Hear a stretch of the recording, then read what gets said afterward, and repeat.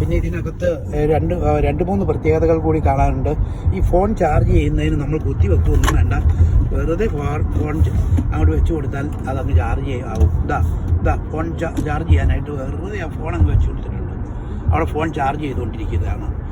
അതുപോലെ തന്നെ അതിരിക്കുന്ന ഭാഗവും അതിൻ്റെ തൊട്ടിപ്പുറത്തുള്ള ഭാഗവും പിന്നെ ഇതെല്ലാം സ്റ്റോറേജുകളാണ്.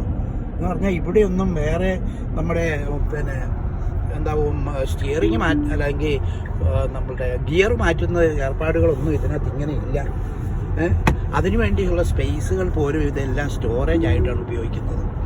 അതുപോലെ ഈ വണ്ടിയുടെ ഫ്രണ്ട് ഭാഗം അത് പ്രത്യേക എഞ്ചിനുകളൊന്നുമില്ല, അവിടെയൊക്കെ സ്റ്റോറേജ് ആയിട്ടാണ് അവിടെയൊക്കെ ഉപയോഗിക്കുന്നത്. ഇനി ഇതിൻ്റെ ബാക്ക് ഭാഗമെന്ന് പറയുന്നതും സ്റ്റോറേജ് ആയിട്ട് ഉപയോഗിക്കുന്നതായിട്ടാണ് കിടക്കുന്നത്. അപ്പോൾ അതെല്ലാം അങ്ങനെ അത്ര ഒരു സ്റ്റോറേജ് ഫെസിലിറ്റി ഇതിന് വളരെ കൂടുതലും കൂടിയാണ്. അതായത് ഈ മെഷീനറികൾ നമ്മളുടെ സാധാരണ കാറിൻ്റെ മെഷീനറികളൊക്കെ വെച്ചിരിക്കുന്ന ഭാഗമൊക്കെ ഇപ്പോൾ ഇത് സ്റ്റോറേജ് ആയിട്ടാണ് ഉപയോഗിക്കുന്നത്. എല്ലാം വളരെ അഡ്വാൻസ്ഡ് സ്റ്റേജിലുള്ള ഒരു കാറാണിത്.